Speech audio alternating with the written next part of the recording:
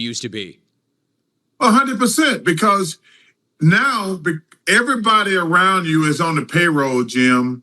You make so much money. Everybody around you, your college coach has to pay you to come to his college. You're only going to be there for 1 year more than likely. So he can't really coach you. He kind of let you do your own thing. All your family and friends are watching TV or on the internet, watching who says something about you, tweeting or on the internet. So, yeah, it's a generational. Who is better, Jordan or LeBron? I think he's the third best player I've ever seen play after Michael and Kobe. Shaq, Barkley, and Magic all turn on LeBron. It's not an opinion, it's an intervention. First, it was Magic Johnson, the Lakers' prince, with a cold, direct order. Then, Shaquille O'Neal, the most dominant force of his era, lit the match and watched the legacy burn. But just when you thought the rebellion was contained, a third legend entered the arena with a sledgehammer, Charles Barkley. And what he said didn't just critique LeBron's career, it attacked his entire character, his leadership, and his place among the true giants. One legend turning is a headline, 2 is a war, but 3 is a coup. This is the story of the night the NBA's old guard formed the tribunal, held a trial, and delivered a verdict on LeBron James that has left the entire basketball world in a state of pure, unadulterated shock. The stage was set on the most iconic set in sports, the inside the NBA desk. The air was already thick with the aftermath of Shaq and Magic's dual blasts. But this wasn't a normal Thursday night. You could feel it. Ernie Johnson, the steady captain, tried to steer the ship toward basketball highlights, but the elephant in the room wasn't just present, it was trampling the furniture. They played a clip of LeBron from a recent press conference, giving his signature, poised non-answer about controlling the controllables. As the clip ended, there was a beat of silence. Kenny Smith offered a diplomatic, "You gotta respect his focus." But then Charles Barkley, who had been uncharacteristically quiet, leaned forward. The playful grin was gone. In its place was a look of stern, almost disappointed conviction. "You know what, Kenny? Nah, I'm tired of it," Barkley began, his voice gravelly and serious. "I'm tired of the conversation being steered away from what matters. We just saw 2 of the greatest players who ever lived, Magic and Shaq, speak some hard truth. And the response is this corporate, robotic, I'm focused on the now stuff. Let me tell you what's really happening." He paused, making sure every camera and every listener was locked in. "This ain't about stats. Chuck doesn't care about your stats. This is about something you can't put in a spreadsheet. It's about ownership. When things get hard, when the walls are closing in, who do you become? Magic owned his team, his city, his era. Shaq owned the paint, owned the fear. Michael Jordan, he owned the fourth quarter, owned the league's soul for a decade." Barkley's eyes narrowed. He wasn't just analyzing, he was testifying.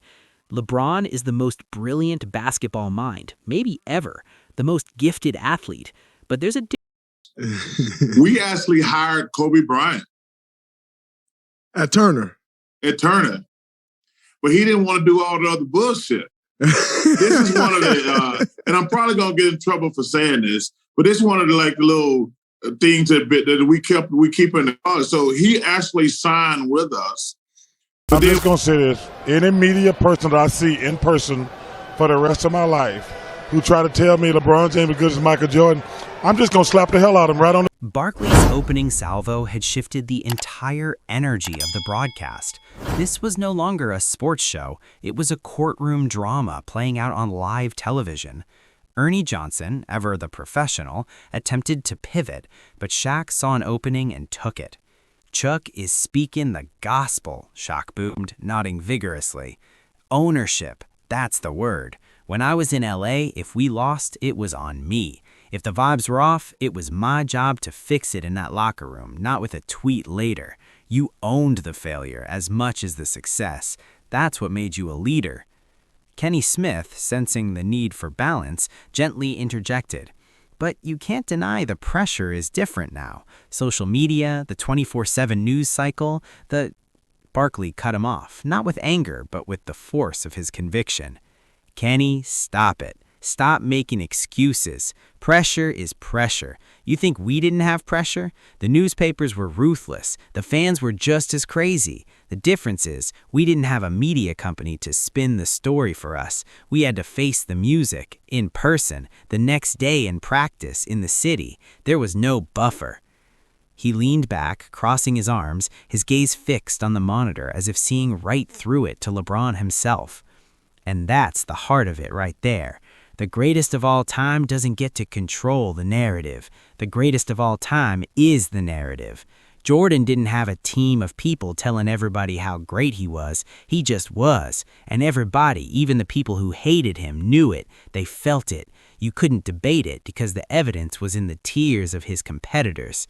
You see guys crying because they lost to LeBron? You see franchises giving up because they have to face him?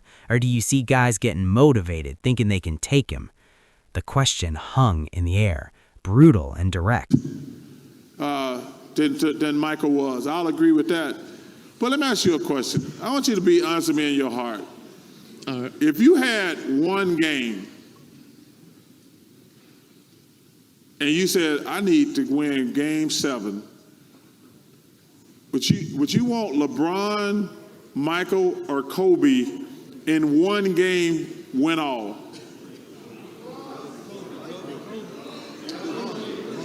LeBron. I think that whole conversation is stupid and lazy because you're going to get debates either way. I think the best way to do it is generationally because, Kareem, If the Inside the NBA segment was the detonation, then the minutes that followed were the shockwave rippling out at the speed of light.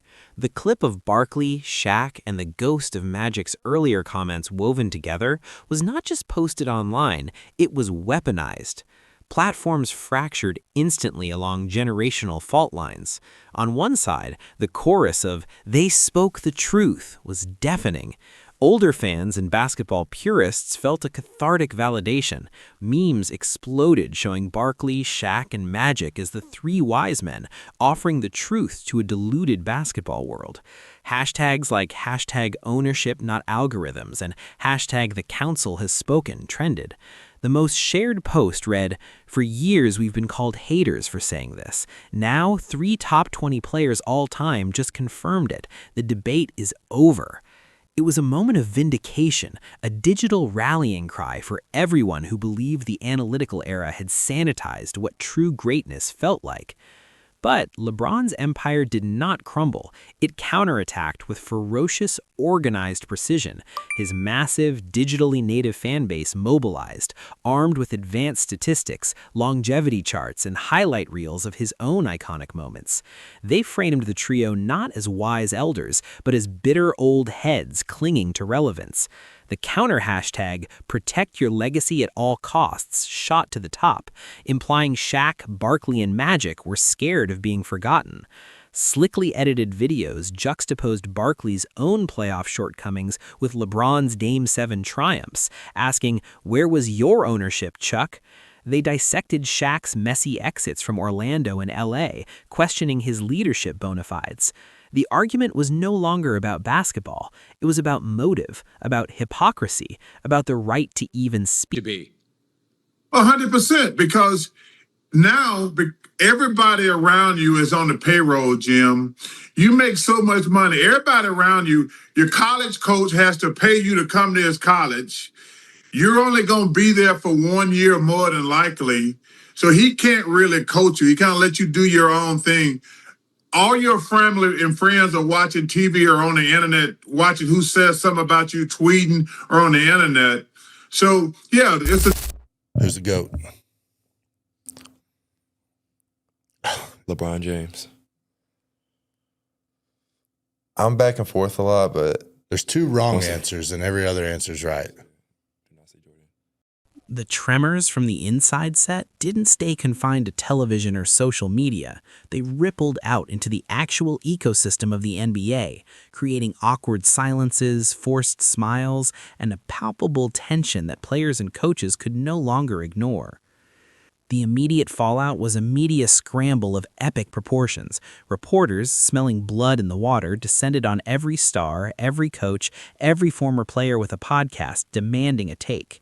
The responses were a masterclass in evasion. Active players, particularly those with ties to LeBron or aspirations of being viewed as future leaders, ducked and weaved.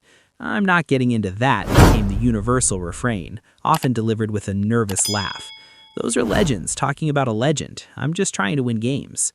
Their caution was a tell. Engaging meant choosing a side in a war between titans, a career minefield with no upside. The few who dared to speak did so in carefully coded language. A veteran point guard known for his old-school mentality said, "You always gotta respect the OGs. Their perspective, it's different. It comes from a different place." It was a subtle nod of agreement without saying the words. A young superstar who models his brand building on LeBron tweeted an ambiguous quote about building your own path so bright it blinds the critics. It was a clear, if veiled, defense. The most telling reaction, however, was the silence from other all-time greats. Where was the counterwave of support for LeBron from his legendary peers? The phone didn't ring with public backing from Dwayne Wade or Chris Paul in that moment. The silence from figures like Kobe's estate or from stoic giants like Tim Duncan was deafening. It suggested that while they may not agree with the delivery, the underlying sentiment from Magic, Shaq, and Barkley resided in a gray area of respect within the inner circle. It wasn't that they were right, but that they're right to say it from their... Me personally, I don't really care. I can give a damn about what people say outside the locker room and outside our practice facility, outside our plane and team buses, because it really don't matter. It's just outside noise, and if, I've heard it my whole career, so... Jordan to LeBron. Say, okay, you go to a girl's house 10 times. You smash 4. You go to a girl's house 6 times. You smash her 6 times. Who's the fucking GOAT? That makes sense. In the eye of this hurricane stood LeBron James. The pressure was now existential. This wasn't a critique from a talking head. It was a coordinated philosophical assault from the pantheon itself. The world waited for his response. Would it be a fiery Instagram post, a pointed interview, a series of cryptic clapback tweets? The answer, once again, was nothing. But this silence was different from before. It wasn't just focused, it was profound, almost regal in its dismissiveness. He didn't block out the noise. He acted as if the noise had never even been created. His social media became a curated exhibit of a man operating on a different plane of existence. Pictures of him studying game film with his son, Bronny. Videos of him putting in pre-dawn work in a silent gym, the only sound the squeak of his sneakers and the swish of the net. A story of him reading a book on high-performance psychology. It was a masterclass in narrative control through omission. He was showing the process, the lineage, the future, everything except a single moment of acknowledgement for the past that was attacking him. His first public appearance after the council's verdict was not at a press conference, but on the court, and his performance was a statement written in basketball hieroglyphics. It was not a vengeful, high-scoring explosion aimed at shaming his critics. That would have been too obvious, too emotional. Instead, he played a game of flawless, cerebral domination. He orchestrated the offense with the precision of a surgeon, calling sets, directing traffic, getting easy buckets for his teammates. On defense, he was a step ahead, calling out opponent plays before they happened. He finished with a quiet, efficient triple-double, a line that spoke of comprehensive control, not explosive rage. After the game, the media scrum was packed. The question was inevitable. LeBron, Charles Barkley, Shaquille O'Neal, and Magic Johnson have all made pointed comments about leadership and ownership. What's your response to their collective criticism? LeBron paused, wiped the sweat from his brow, and offered a small, almost imperceptible smile. Not a smile of amusement, but of patience. "My response," he said, his voice calm and steady, "is getting my guys organized on defense in the third quarter when we were down 7. My response is making sure a young teammate got that corner 3 in the fourth to get his confidence up. My response is being here, available for my team. That's my job. That's my ownership. Everything else," he let the sentence trail off, giving a slight dismissive shake of his head. is just not part of the work, and I'm only focused on the work. With that, he took the next question about defensive rotations. He had done it again, but this time he hadn't just ignored the criticism, he had redefined the very terms they used. He took their buzzword, ownership, and stripped it of its old-school, fiery connotations. In his hands, ownership became not about post-game blame, but about in-game responsibility. Not about roaring in the locker room, but about whispering the right instruction during a timeout. He reframed their entire argument as a misunderstanding of what modern leadership looks like. His silence and his performance were a combined message. Your definition of a king is outdated. I am building a... That's why when it comes to most dominant, I'm him. Only one or two, ain't nobody else. Orlando Magic history, I'm him. Like I want to be the fucking head honcho, the fucking top guy. If not, don't mention my name. That means I'm a regular person. In the days and weeks that followed, the fiery public clash cooled into a permanent low-grade Cold War. There were no apologies, no retractions, no summit meetings. The Council of Elders had said their piece. The king had given his non-response. The battle lines were now etched deeply into the landscape of the NBA, and everyone was forced to choose a side of history. The legacy of this moment is complex. On one hand, Magic, Shaq, and Barkley achieved something monumental. They shattered the polite, corporatized facade of legacy discussion and reintroduced the raw, uncomfortable, and subjective metrics of fear, aura, and visceral ownership. They gave a voice to a perspective that statistics could never capture, reminding the world that greatness is felt in the gut, not just calculated on a spreadsheet. Their unity sent a clear message. The gates of the historical inner circle are guarded, and admission requires more than a resume of incredible accomplishments. It requires a stamp of approval from those who already hold the keys. On the other hand, LeBron James demonstrated a 21st century model of power that may prove to be just as formidable. He showed that the ultimate leverage in the information age is the power to disengage, to render colossal criticism irrelevant through unwavering performance and a focus on a future they are not part of. He didn't win the argument, he made the argument seem small. By pouring his energy into the next play, the next game, the next generation with his son, he framed the legend's critique as a backward-looking obsession, while he was steadfastly building forward. He turned their ownership into stewardship, not of a single team's failures, but of the entire sport's future. The real casualty, however, was the collective basketball spirit. The debate ceased to be a celebration of different flavors of greatness. It hardened into a bitter, binary conflict. You were either on the side of the gritty, authentic past or the polished, strategic present. The beautiful, complicated truth that LeBron's sustained brilliance is a miracle, and that Jordan's tyrannical dominance was a force of nature, and that Magic's joy was transformative, was lost in the noise of absolutism.